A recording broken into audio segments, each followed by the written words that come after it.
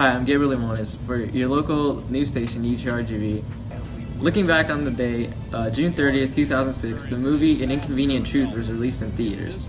This movie tackles the issues of environmentalism, with known environmentalist Al Gore at the head of the project. So far, it has grossed over $23 million all across the United States.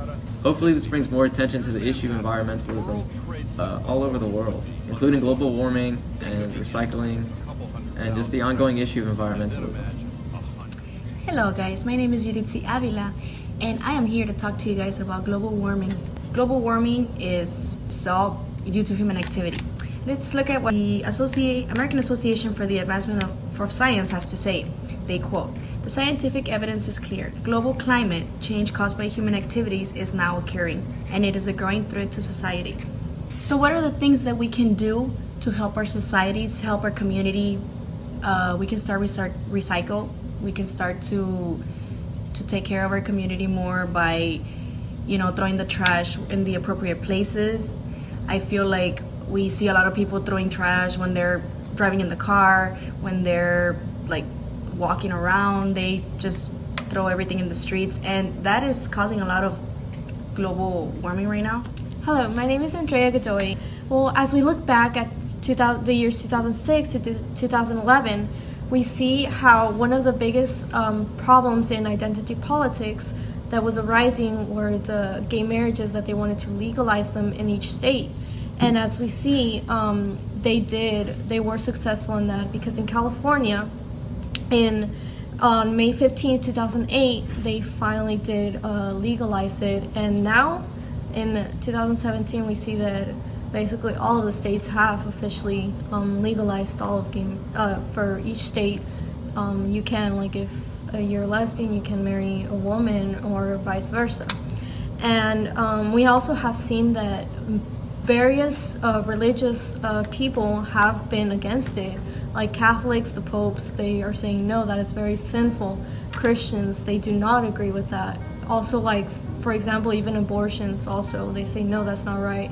And now also they're trying to get it to be legalized in different areas.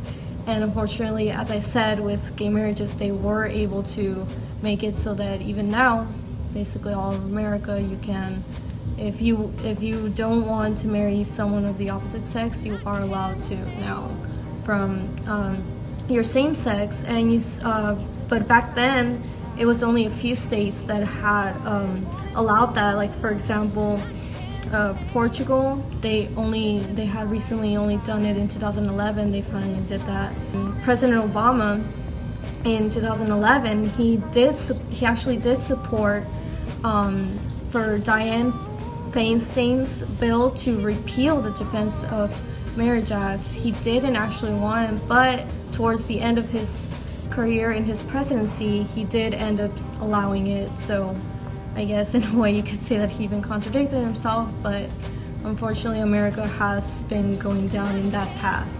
And so yes, thank you for listening, and hope you guys learned a little bit more about your news. Hi, my name is Brianna Cantu, and this is rap music between 2006 and 2010. As early as 2007, Obama's name started appearing in songs by socially conscious rappers such as Common, but it wasn't until the summer of 2008, when he emerged as a Democratic frontrunner, that Obama sparked a mini industry of songs and mixtapes, making direct reference to his candidacy. A long line of performers, including Nas, Jay-Z, Ludacris, Lil Wayne, Big Boi, Busta Rhymes, will.i.am, 3 6 Mafia, and Young Jeezy, drew on Obama's rhetoric of hope and change in effort to mobilize youth and minority voters. By 2008, seeking the energy his hip-hop affiliations could generate, especially with young voters, encouraging artists such as Jay-Z and Sean Diddy Combs to campaign for him, frequently referencing rap music in his interviews and speeches, and playing rap at his events. In one of the lasting images of the campaign, Obama stood in front of an audience in Raleigh, North Carolina, and invoking Jay-Z's 2000 track, Dirt Off Your Shoulder. Pretended to dirt off his shoulder, he received standing applause from the crowd and a huge amount of news coverage afterwards. In that one motion, he had transformed the liability of his relative youth into an asset, in the process swept away any doubts that hip-hop would remain front and center for the remainder of his campaign. In the 2008 election, youth voters' turnout was the highest it had been in 35 years, and it helped propel Obama to the White House. Fittingly, Jay-Z and Diddy had highly coveted seats on the Capitol steps for the inauguration, while young Jeezy's My President could be heard playing from the street corners across the national capital. After that, it was clear that hip-hop could be a potent mobilizing force. Hip-hop brought awareness to groups of young adults who probably would have not voted otherwise, says Jermaine Hill, editor-in-chief of Vibe magazine.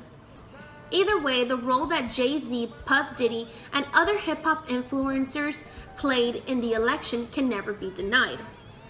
After the election, however, hip-hop receded into the background.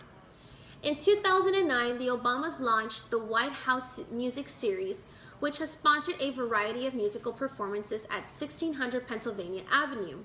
Since its inception, the series has paid tribute to a wide range of genres, including classical, jazz, Motown, and country. And with that, I just have two more words to say. Obama out.